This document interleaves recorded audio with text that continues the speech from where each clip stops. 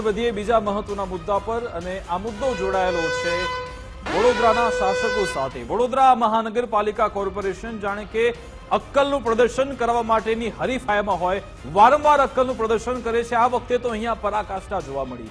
મનપાએ smart road બનાવવાનું નક્કી કર્યું કે ચલો સારી બાબત છે, આપણે શહેરીજનોને સારા રોડ રસ્તા આપીએ, પરંતુ આ રસ્તો બનાવતા બનાવતા તે ભૂલી ગયા કે આપણે ગટરની ચેમ્બર પણ બનાવવાની હતી। આખો મસ્ત રસ્તો બની ગયો કરોડોના ખર્ચે, પણ રસ્તો બની ગયા બાદ તેમને બ્રહ્મજ્ઞાન થયું। કોઈએ કીધું કે તમે ભાઈ ગટરની ચેમ્બર તો બનાવી જ નથી, એટલે ગટરની ચેમ્બર નથી બની એટલા માટે ફરી એકવાર આખો રસ્તો તોડી નાખ્યો। અને પછી અહીંયા જવાબદાર કોણ હોય?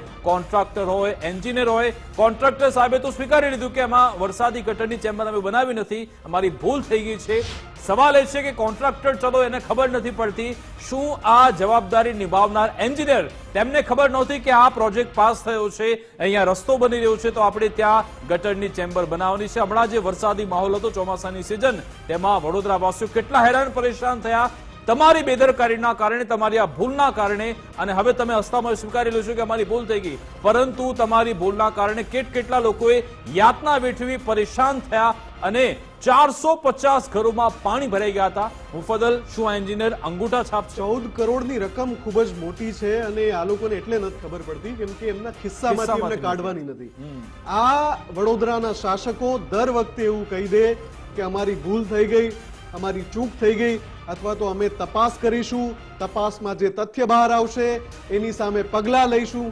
આ બધા રટેલા ડાયલોગ હવે આ લોકોએ બંધ કરવાની જરૂર છે। આ એમની બહુ સ્ક્રિપ્ટ ક્લિશે થઈ ગઈ એમ કહી શકાય। એટલી વાર વડોદરામાં જનતાના પ્રશ્નોમાં શાસકો આ પ્રકારના જવાબો આપે છે અને આપણે સૌએ જોયું છે।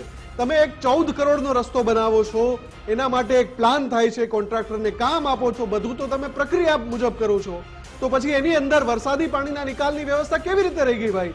અને જો રહી જ ગઈ છે તો પછી એ શરતો મુજબ કોન્ટ્રાક્ટર જ ફરીથી કરાવે એવું હોવું જોઈએ ને જી। અને એ દરમિયાન જે હેરાનગતિ થઈ વડોદરાની જનતાની, જે લોકોના ઘરોમાં પાણી ભરાયા, એ નુકસાનીનું શું? પહેલા તો મને નથી લાગતું કે આ શાસકો કોન્ટ્રાક્ટર પાસે ફ્રી ઓફ કોસ્ટ કામ કરાવી શકે। જી, ફરી એકવાર ટેન્ડર પાસ થશે, ફરી એકવાર કોન્ટ્રાક્ટરના કિસ્સા ભરાતા રહેશે, પરંતુ આમાં તમે કેમ સુધરવા તૈયાર નથી? મુખ્યમંત્રી પણ વારંવાર ટકોર કરીને થાકી ગયા છે કે ભાઈ તમે પાછળ રહી ગયા છો સુરત અને અમદાવાદથી, હવે કંઈક તો કામ કરો, પરંતુ એ કામ કરવામાં પણ તમે એવા લોચા મારો છો કે વારંવાર મીડિયામાં તમે ચમકો છો।